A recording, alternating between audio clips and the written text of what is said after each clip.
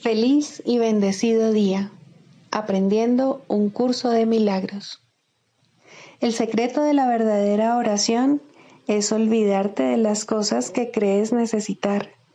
Pedir algo específico es igual que ver el pecado primero y luego perdonarlo.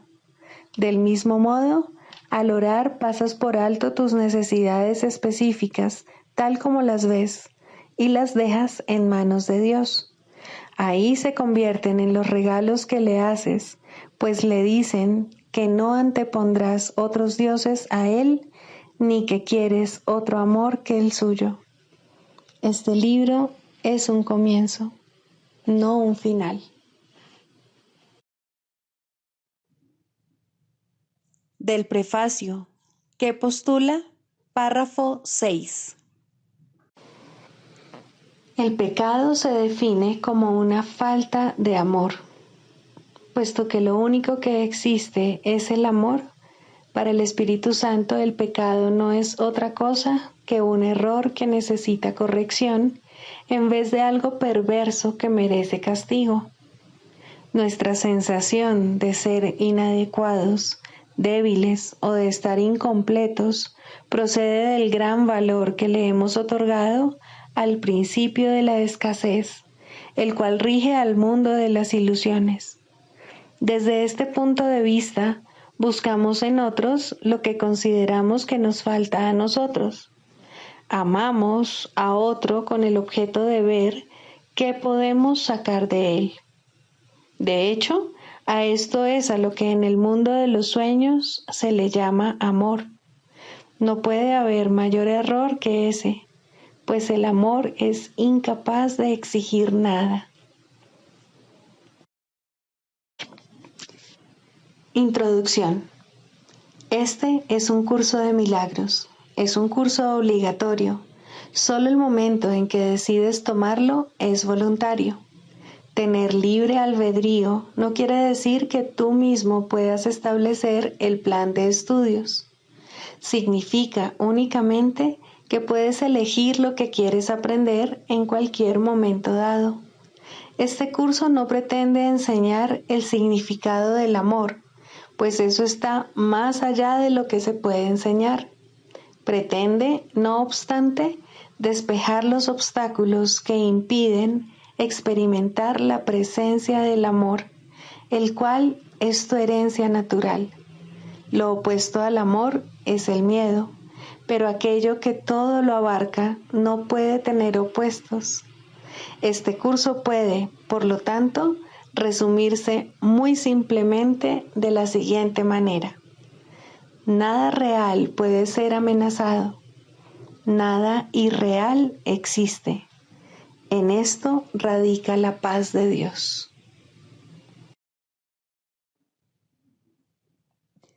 Capítulo 1. El significado de los milagros. Primero, principios de los milagros. Principio 44. Los milagros son expresiones de una conciencia interna de Cristo y de haber aceptado su expiación. Capítulo 24. El deseo de ser especial. Primero, el deseo de ser especial, el sustituto del amor. El amor es extensión. Negarte a dar un regalo, por insignificante que sea, es no conocer el propósito del amor. El amor lo da todo eternamente. Si retienes una sola creencia, una sola ofrenda, el amor desaparece, pues has pedido que un sustituto ocupe su lugar. Y ahora la pugna, el sustituto de la paz, no puede sino acompañar a la única alternativa que puedes elegir en lugar del amor. El que le hayas elegido es lo que le confiere toda la realidad que parece tener. Las creencias nunca se atacarán unas a otras abiertamente, ya que es imposible que se puedan producir desenlaces conflictivos. Mas una creencia que no se haya reconocido es una decisión de batallar en secreto, en la que los resultados del conflicto se mantienen ocultos y nunca se llevan ante la razón para ver si son sensatos o no. Y son muchos los resultados insensatos que se han obtenido y muchas las decisiones absurdas que se han tomado, que ahora se han convertido en creencias a las que se les ha otorgado el poder de determinar las decisiones subsiguientes. No subestimes el poder que tienen estos guerreros ocultos para destruir tu paz, pues ésta se encuentra a su merced mientras tu decisión de dejarla en sus manos siga en pie. Los enemigos secretos de la paz, tu más mínima decisión de elegir el ataque en vez del amor, se encuentran ahí por tu propia elección, sin ser reconocidos y prestos a desafiarte a combatir y a llevarte a una violencia mucho más grande de lo que te imaginas. No niegues su presencia ni sus terribles resultados. Lo único que se puede negar es su realidad, no sus consecuencias. La única creencia que se mantiene celosamente oculta y que se defiende aunque no se reconoce es la fe en ser especial. Esto se manifiesta de muchas formas, pero siempre choca con la realidad de la creación de Dios y con la grandeza con la que Él dotó a su Hijo. ¿Qué otra cosa podría justificar el ataque? ¿Quién podría odiar a alguien cuyo ser es el suyo propio y a quien conoce? Solo los que se creen especiales pueden tener enemigos, pues creen ser diferentes y no iguales. Y cualquier clase de diferencia impone diferentes órdenes de realidad y una ineludible necesidad de juzgar. Lo que Dios creó no puede ser atacado, pues no hay nada en el universo que sea diferente de ello. Lo que es diferente, sin embargo, exige juicios, y estos tienen que proceder de alguien que es mejor, alguien incapaz de ser como aquel a quien condena, alguien superior a él y en comparación inocente.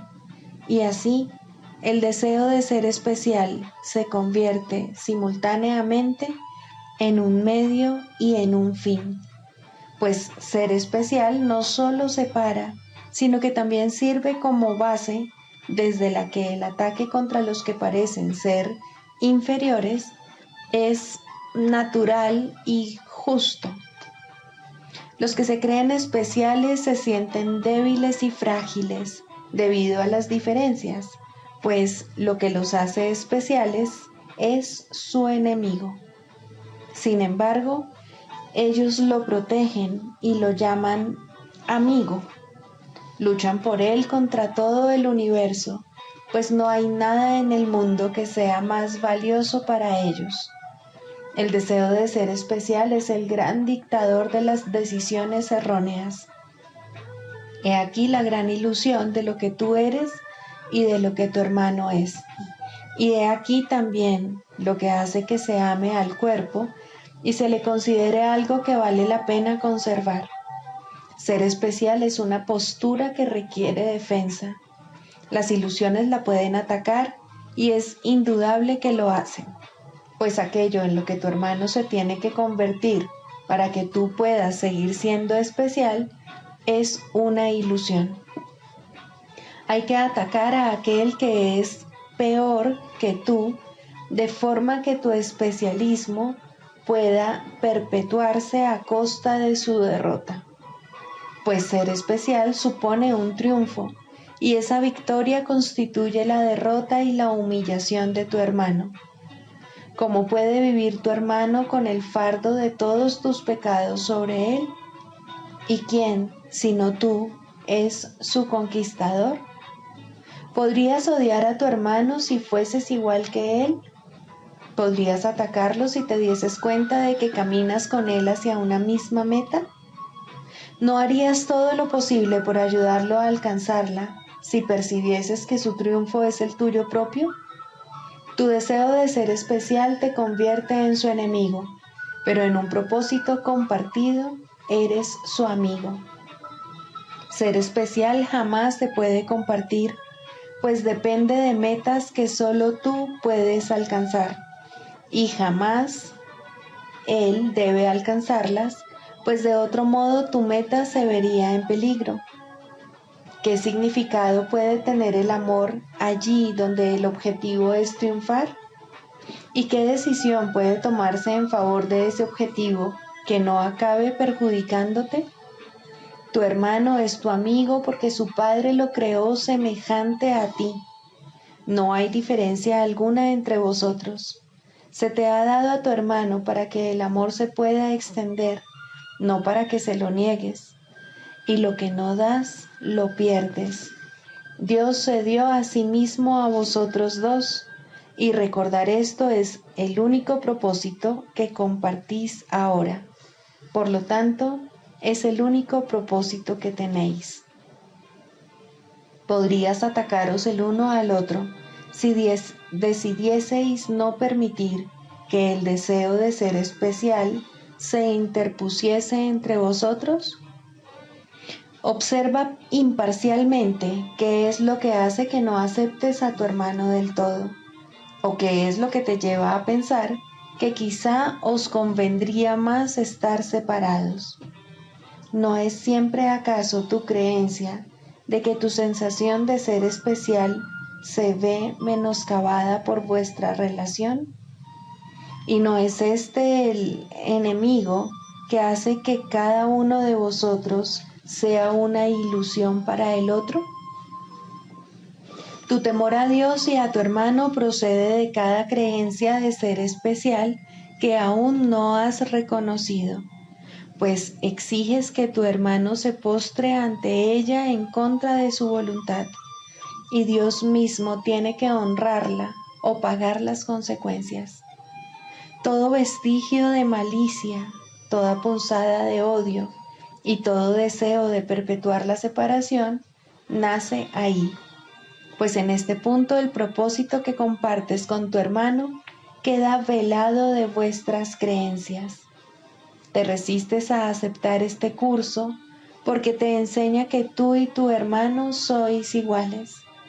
No tenéis ningún propósito que no sea el mismo, ni ninguno que vuestro Padre no comparta con vosotros, pues se ha eliminado de vuestra relación todo objetivo de ser especial.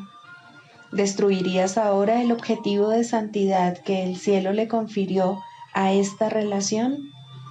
¿Qué perspectiva puede tener el que se cree especial que no cambie con cada aparente golpe, con cada afrenta o con cada juicio que se imagina ha sido emitido contra él? Los que se creen especiales se ven obligados a defender las ilusiones contra la verdad, pues, ¿qué otra cosa es el deseo de ser especial sino un ataque contra la voluntad de Dios? No amas a tu hermano mientras sea eso lo que defiendes en contra suya. Esto es lo que él ataca y lo que tú proteges. He aquí el motivo de la batalla que libras contra él. Aquí él no puede sino ser tu enemigo, no tu amigo.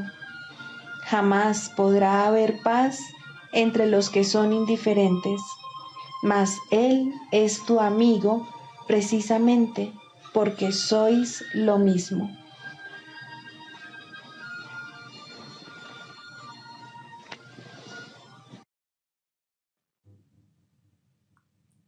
Libro de ejercicios. Pregunta 10. ¿Qué es el juicio final? El segundo advenimiento de Cristo le confiere al Hijo de Dios este regalo: poder oír a la voz que habla por Dios, proclamar que lo falso es falso y que lo que es verdad jamás ha cambiado. Y este es el juicio con el que a la percepción le llega su fin. Lo primero que verás será un mundo que ha aceptado que esto es verdad, al haber sido proyectado desde una mente que ya ha sido corregida.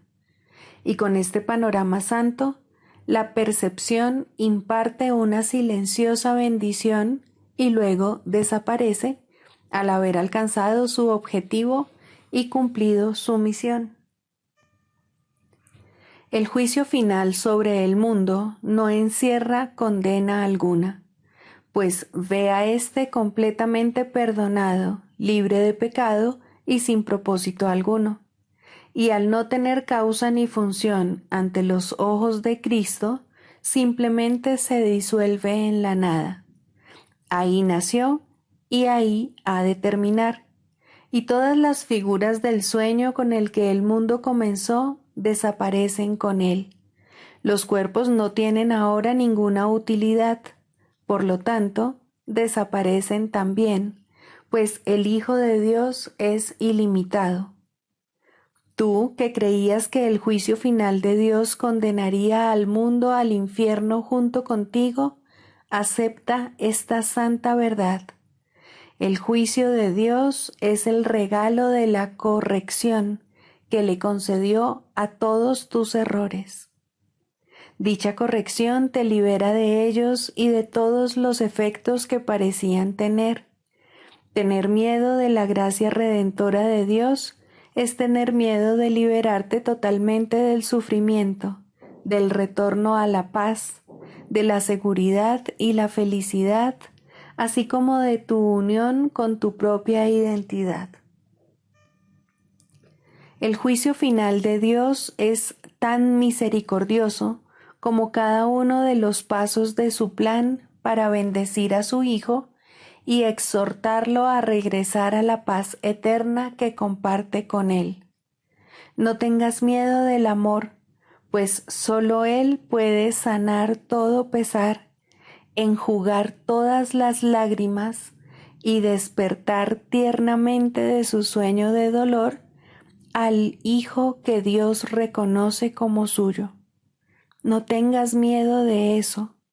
La salvación te pide que le des la bienvenida, y el mundo espera tu grata aceptación de ella, gracias a lo cual Él se liberará. Este es el juicio final de Dios. Tú sigues siendo mi santo Hijo, por siempre inocente, por siempre amoroso y por siempre amado, tan ilimitado como tu Creador, absolutamente inmutable y por siempre inmaculado. Despierta, pues, y regresa a mí. Yo soy tu Padre y tú eres mi Hijo. Lección 316. Todos los regalos que les hago a mis hermanos me pertenecen. Del mismo modo en que cada uno de los regalos que mis hermanos hacen me pertenece, así también cada regalo que yo hago me pertenece a mí. Cada uno de ellos permite que un error pasado desaparezca sin dejar sombra alguna en la santa mente que mi Padre ama. Su gracia se me concede con cada regalo que cualquier hermano haya recibido desde los orígenes del tiempo y más allá del tiempo también. Mis arcas están llenas y los ángeles vigilan sus puertas abiertas para que ni un solo regalo se pierda y solo se puedan añadir más. Déjame llegar allí donde se encuentran mis tesoros y entrar a donde en verdad soy bienvenido y donde estoy en mi casa rodeado de los regalos que Dios me ha dado. Padre, hoy quiero aceptar tus regalos. No los reconozco, mas confío en que tú que me los diste, me proporcionarás los medios para poder contemplarlos, ver su valor y estimarlos como lo único que deseo.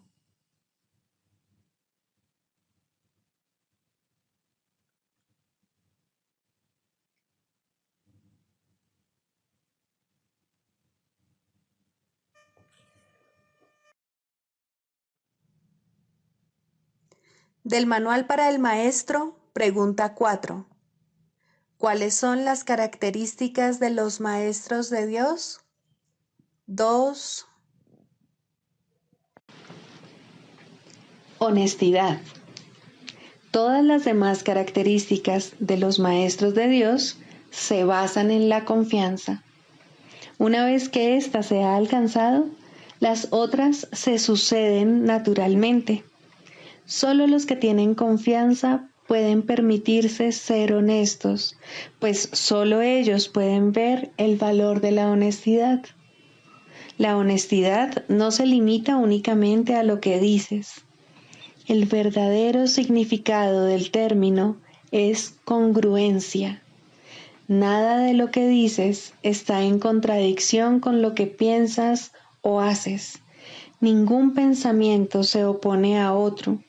Ningún acto contradice tu palabra, ni ninguna palabra está en desacuerdo con otra. Así son los verdaderamente honestos. No están en conflicto consigo mismos a ningún nivel. Por lo tanto, les es imposible estar en conflicto con nada o con nadie. La paz que experimentan los maestros de Dios avanzados se debe en gran medida a su perfecta honestidad. Solo el deseo de engañar da lugar a la pugna. El que es uno consigo mismo no puede ni siquiera concebir el conflicto. El conflicto es el resultado inevitable del autoengaño, y el autoengaño es deshonestidad. Para un maestro de Dios, nada supone un desafío, pues ello implicaría que se abrigan dudas, y la confianza en la que los maestros de Dios descansan con absoluta seguridad hace que les sea imposible dudar. Por lo tanto, solo pueden triunfar. En esto, como en todo, son honestos. Solo pueden triunfar porque nunca hacen su propia voluntad. Eligen por toda la humanidad, por todo el mundo y por todas las cosas que en él habitan, por lo que es inalterable e inmutable, más allá de las apariencias, y por el Hijo de Dios y su Creador. ¿Cómo no iban a triunfar? Eligen con perfecta honestidad, tan seguros de sí mismos como de su elección.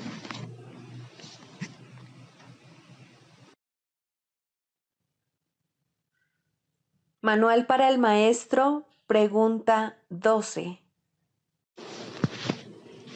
¿Cuántos maestros de Dios se necesitan para salvar el mundo?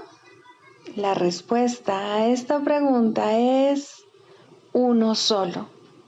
Un maestro absolutamente perfecto que haya completado su aprendizaje es suficiente. Este maestro santificado y redimido se convierte en el ser que es el Hijo de Dios, quien siempre fue únicamente espíritu. Ya no se ve a sí mismo como un cuerpo, y ni siquiera como que se halla dentro de un cuerpo. Por lo tanto, es ilimitado, y al no tener límites, sus pensamientos están unidos eternamente a los de Dios. La percepción que tiene de sí mismo está basada en el juicio de Dios, no en el suyo propio. De esta manera comparte la voluntad de Dios y lleva sus pensamientos a las mentes que todavía están engañadas. Es eternamente uno porque es tal como Dios lo creó. Ha aceptado a Cristo y se ha salvado. De esta forma, el Hijo del Hombre se vuelve el Hijo de Dios. Esto no es realmente un cambio, es más bien un cambio de mentalidad. Nada externo cambia, pero todo lo interno refleja ahora únicamente el amor de Dios. Ya no hay que temer a Dios, pues la mente no ve ninguna razón para el castigo. Los maestros de Dios aparentan ser muchos, pues eso es lo que necesita el mundo. Mas al estar unidos en un solo propósito, el cual comparten con Dios, ¿cómo podría haber separación entre ellos? ¿Qué importa entonces si se presentan de muchas maneras? Sus mentes son una, y así su unión es total. Y Dios opera ahora a través de ellos cual uno solo, pues eso es lo que son. ¿Por qué es necesaria la ilusión de que hay muchos? Únicamente porque para los ilusos la realidad no es comprensible. Son muy pocos los que pueden oír la voz de Dios, y ni siquiera estos pueden comunicar sus mensajes directamente por medio del Espíritu que se los dio. Necesitan un medio a través del cual puedan comunicarse con aquellos que no se dan cuenta de que son espíritus. Un cuerpo que éstos puedan ver, una voz que comprendan y escuchen sin el temor que la verdad suscitaría en ellos. No olvides que la verdad solo puede llegar allí donde se le da la bienvenida sin temor. Por eso es por lo que los maestros de Dios necesitan un cuerpo, pues de otra manera su unidad no se podría reconocer directamente. Lo que convierte a los maestros de Dios en maestros es su reconocimiento del verdadero propósito del cuerpo. A medida que avanzan en su profesión, se afianzan más y más en la certeza de que la función del cuerpo no es otra que la de permitir que la voz de Dios hable a través de ellos a otros oídos humanos. Estos oídos llevarán la mente del oyente mensajes que no son de este mundo, y la mente entenderá debido a su origen. Como resultado de este entendimiento, este nuevo Maestro de Dios reconocerá cuál es el verdadero propósito del cuerpo, la única utilidad que realmente tiene. Esta lección basta para dejar que entre el pensamiento de unidad, y lo que es uno se reconoce como uno. Los maestros de Dios parecen compartir la ilusión de la separación, pero por razón del uso que hacen del cuerpo, no creen en la ilusión a pesar de las apariencias. La lección fundamental es siempre esta: el cuerpo se convertirá para ti en aquello para lo que lo uses. Úsalo para pecar o para atacar, que es lo mismo, y lo verás como algo pecaminoso. Al ser algo pecaminoso es débil, y al ser débil sufre y muere. Úsalo para llevar la palabra de Dios a aquellos que no la han oído, y el cuerpo se vuelve santo.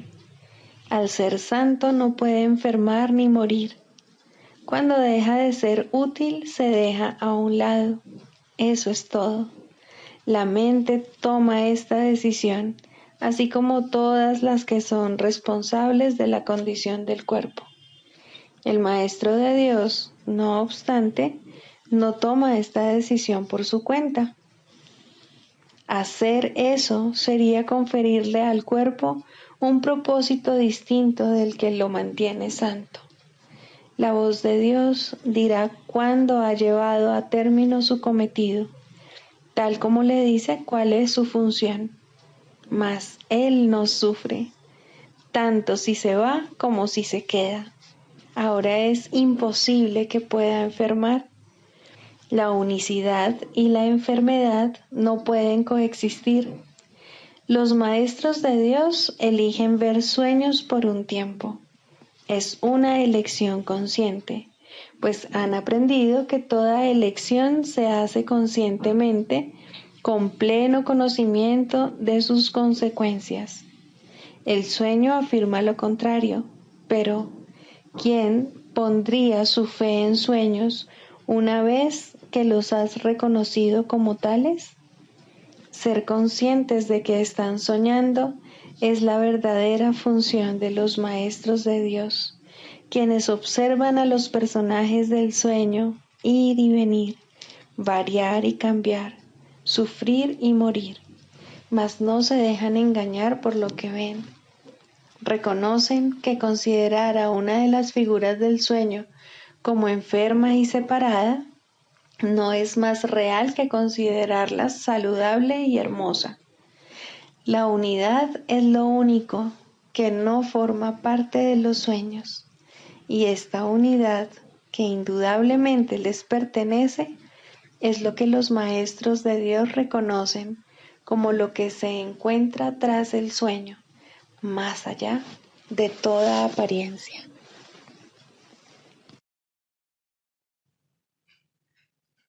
Clarificación de términos. El ego, el milagro. Las ilusiones no perdurarán. Su final es indudable y eso es lo único que es seguro en su mundo. Por eso es por lo que es el mundo del ego. ¿Qué es el ego?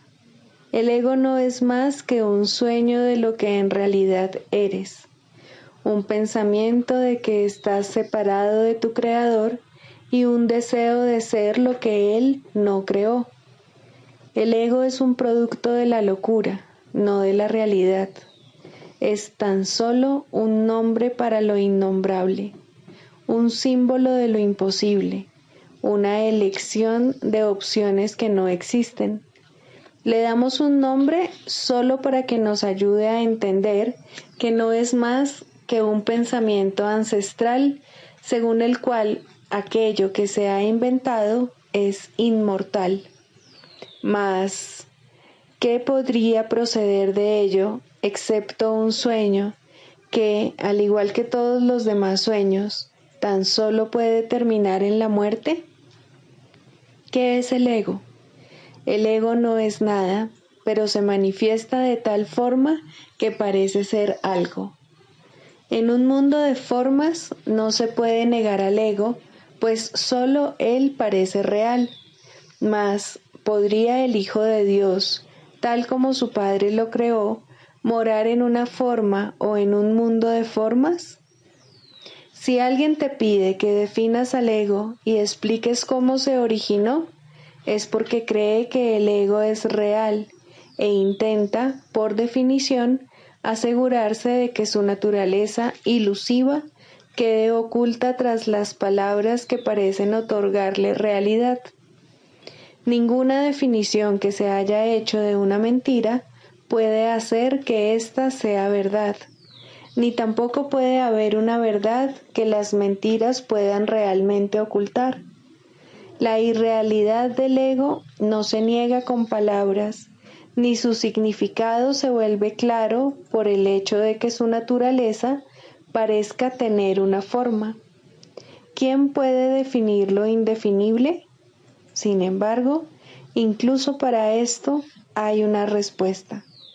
No podemos formular realmente una definición de lo que es el ego, pero sí podemos decir lo que no es.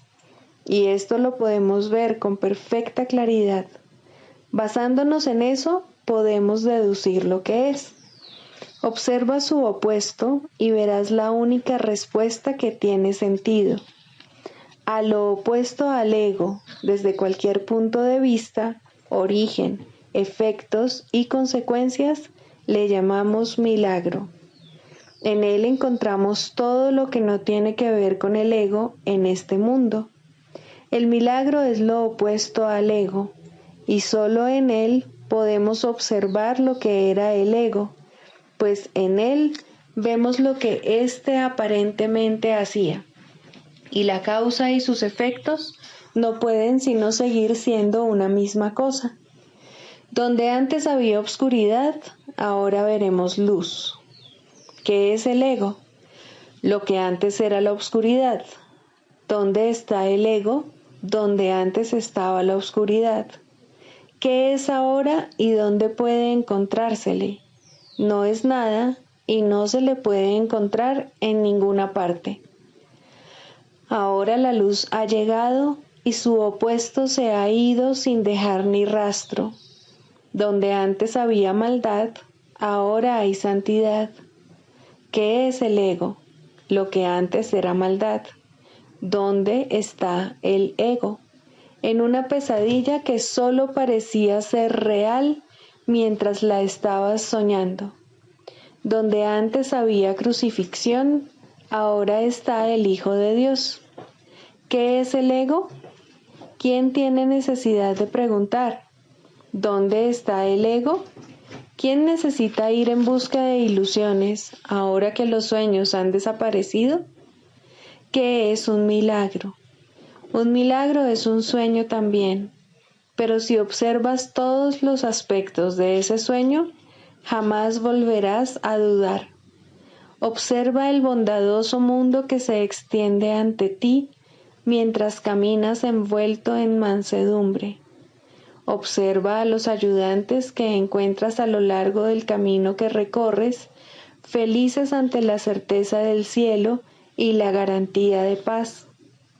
Y observa también, por un instante, lo que por fin dejaste atrás y finalmente pasaste de largo. Esto es lo que era el ego, el odio cruel, la necesidad de venganza y los gritos de dolor, el miedo a la muerte y el deseo de matar, la ilusión de no tener hermanos y el yo que parecía estar solo en el universo. El milagro corrige este terrible error con respecto a ti mismo, con la misma dulzura con la que una madre amorosa adormece con su canto a su criatura. ¿No preferirías escuchar un canto así? ¿No contestaría ese canto todo lo que pensabas preguntar, haciendo incluso que la pregunta dejase de tener sentido? Tus preguntas no tienen respuesta, ya que han sido planteadas para acallar la voz de Dios, la cual nos hace a todos una sola pregunta. ¿Estás listo ya para ayudarme a salvar el mundo?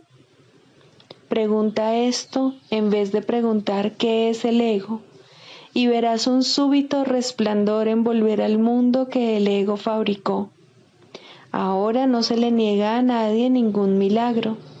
El mundo se ha salvado de todo lo que tú pensabas que era, y lo que es ha sido siempre absolutamente puro y jamás ha sido condenado. El milagro perdona, el ego condena. No se necesita ninguna otra definición para ninguno de ellos excepto esta. Mas, ¿qué definición podría ser más cierta o estar más a tono con lo que es la salvación? Con esto, el problema y la respuesta se llevan una al lado del otro, y al estar finalmente juntos, la elección es obvia. ¿Quién elegiría el infierno de reconocer que eso es lo que está eligiendo? ¿Y quién no seguiría adelante un poco más cuando le ha sido dado comprender que el camino es corto y que el cielo es su meta? Tercero, el papel del psicoterapeuta. El psicoterapeuta es un líder en el sentido de que camina ligeramente delante del paciente y le ayuda a evitar algunas de las trampas del camino al verlas primero. Idealmente es también un seguidor, pues hay uno que debe caminar delante de él y darle luz para que vea. Sin este, ambos solo tropezarán ciegamente sin dirección alguna. Sin embargo, es imposible que éste se haya ausente del todo si la meta es la sanación. No obstante, puede que no se le reconozca, y de esta manera, la pequeña luz que se puede aceptar en ese momento es todo lo que se tiene para iluminar el camino hacia la verdad. La sanación está restringida tanto por las limitaciones del psicoterapeuta como por las del paciente. El objetivo del proceso, por tanto, es trascender estos límites. Ninguno de los dos puede hacer esto solo, pero cuando se unen, se les ha dado la potencialidad para trascender todas las limitaciones. Ahora el alcance de su éxito depende de qué tanto de su potencialidad están dispuestos a usar. La voluntad puede provenir de cualquiera de los dos al principio, y en cuanto el otro la comparta, crecerá.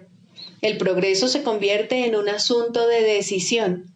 Puede alcanzar casi hasta el cielo o no alejarse del infierno más que un paso o dos. Es muy posible que la psicoterapia parezca fracasar. Incluso es posible que el resultado parezca un retroceso, pero al final tiene que haber algún éxito. Uno pide ayuda, otro escucha y trata de responder en forma de ayuda. Esta es la fórmula de la salvación y tiene que sanar. Solo las metas divididas pueden interferir en la sanación perfecta.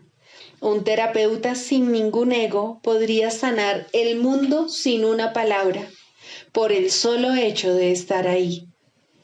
No necesita que nadie lo vea o le hable o incluso sepa de su existencia.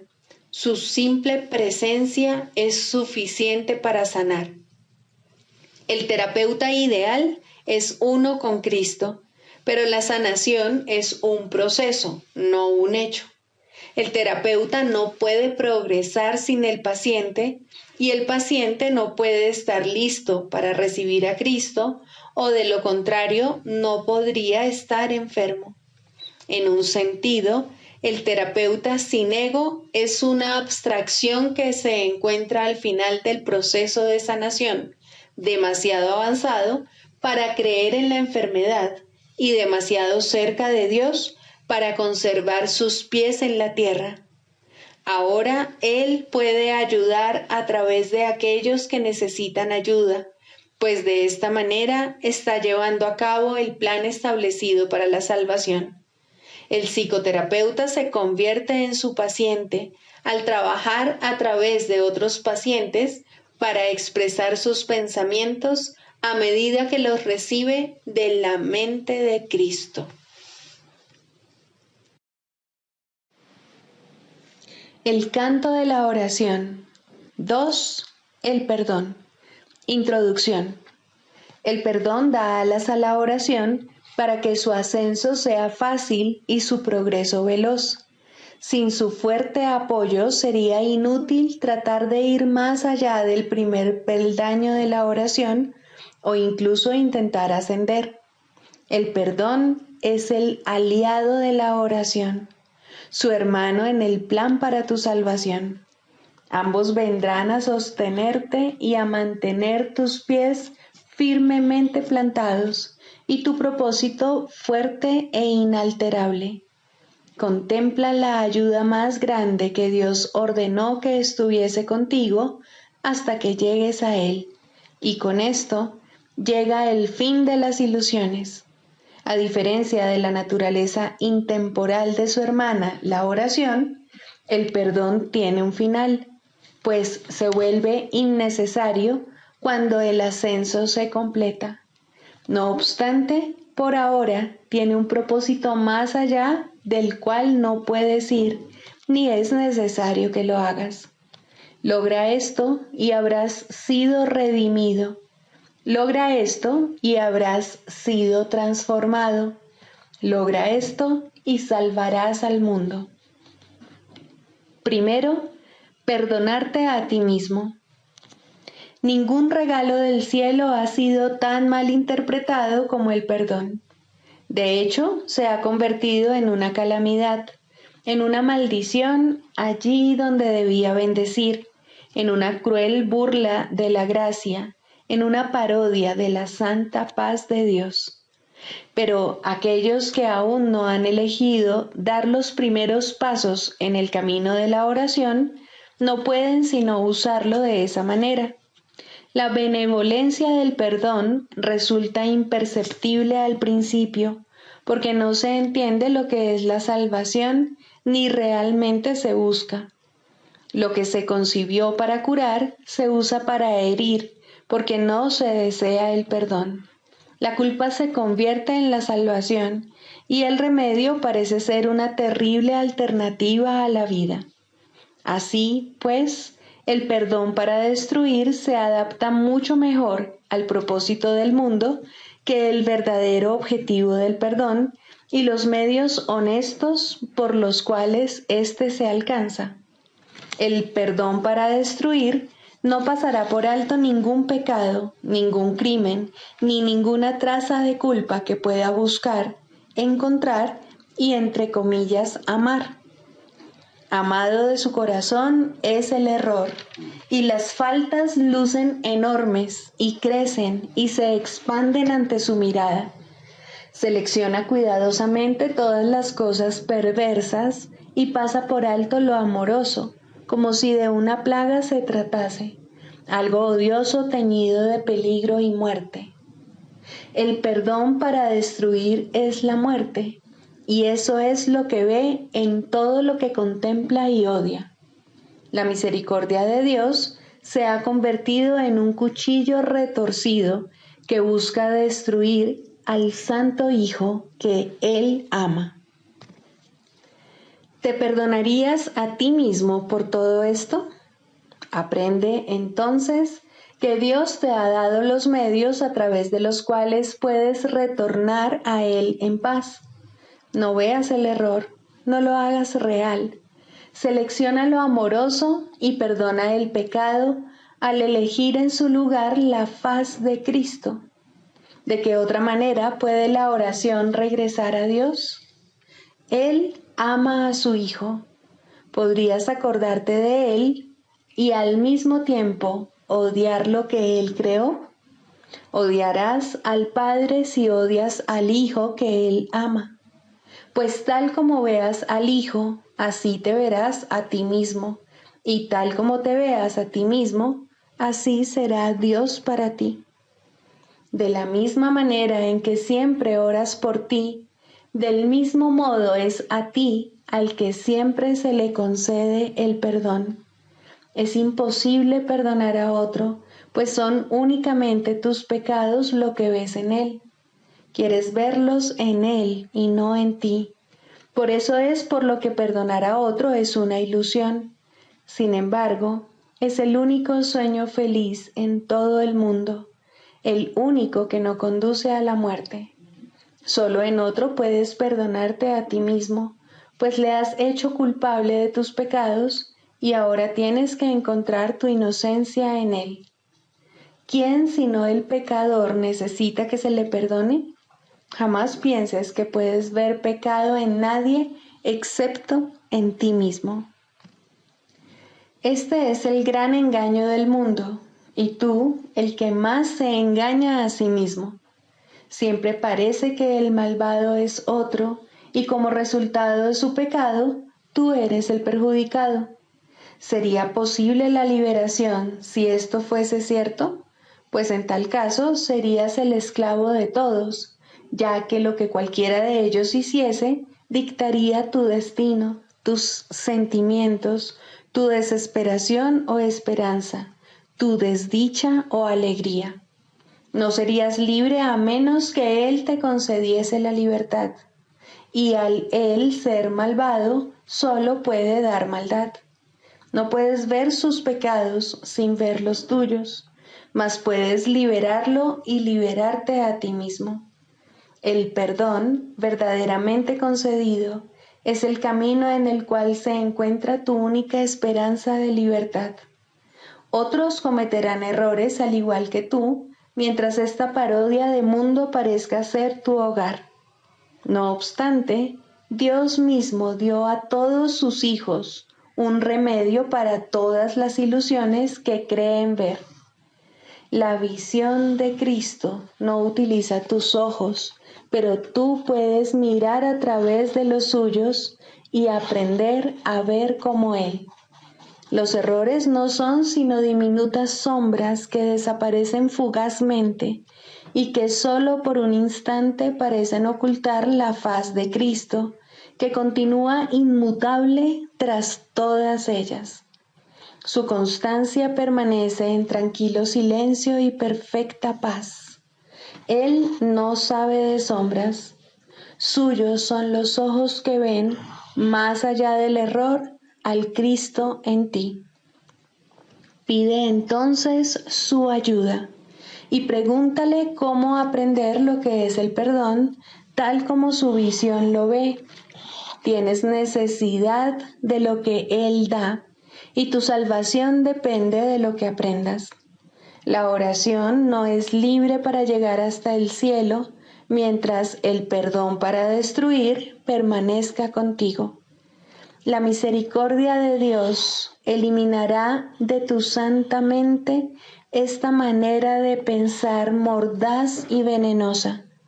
Cristo te ha perdonado y en su visión el mundo se torna tan santo como Él. Quien no ve maldad en el mundo, ve como Él, pues lo que Él ha perdonado no ha pecado y así ya no hay más culpa. El plan de la salvación se ha cumplido y la cordura ha llegado. El perdón es la llamada a la cordura, pues ¿quién sino un demente se fijaría en el pecado cuando en su lugar puede ver la faz de Cristo? Esta es la elección que tienes ante ti, la más simple y sin embargo la única que puedes hacer. Dios te pide que salves a su Hijo de la muerte, ofreciéndole el amor de Cristo. Esta es tu necesidad y Dios te ofrece este regalo. Tal como Él da, así tienes que dar tú también. Y de este modo, la oración se restituye a lo amorfo, más allá de todo límite a la intemporalidad, sin nada del pasado que le impida volver a unirse al perenne canto que toda la creación le entona a su Dios. Mas para alcanzar este fin, y antes de llegar allí donde el aprendizaje ya no tiene objeto, debes primero aprender. El perdón es la llave, mas ¿quién puede usar una llave cuando no sabe dónde está la puerta para la que se hizo y para la que solamente sirve? Por lo tanto, tenemos que hacer una clara distinción, de modo que la oración pueda ser liberada de la oscuridad y llegar a la luz. El papel del perdón debe invertirse y limpiarse de todo uso malvado y de las metas de odio para las que se ha empleado. El perdón para destruir debe ponerse al descubierto en toda su perfidia y luego abandonarse para siempre.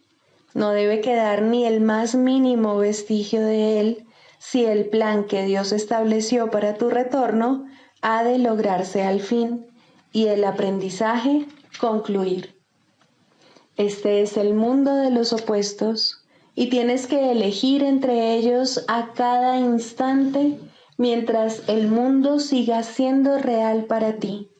No obstante, debes aprender cuáles son las alternativas que verdaderamente tienes, o no serás capaz de lograr tu libertad. Deja, pues, que te resulte claro lo que el perdón en realidad significa para ti, y aprende lo que debería hacer para hacerte libre. El nivel de tu oración depende de ello, pues aquí espera por su libertad para elevarse del mundo del caos y llegar a la paz.